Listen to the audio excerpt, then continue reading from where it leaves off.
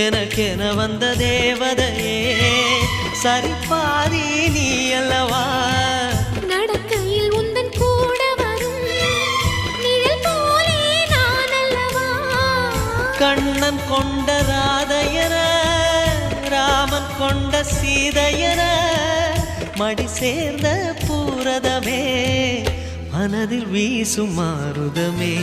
நன்றி சொல்ல உனக்கு வார்த்தை இல்லை எனக்கு நான் தான் மயங்குறேன்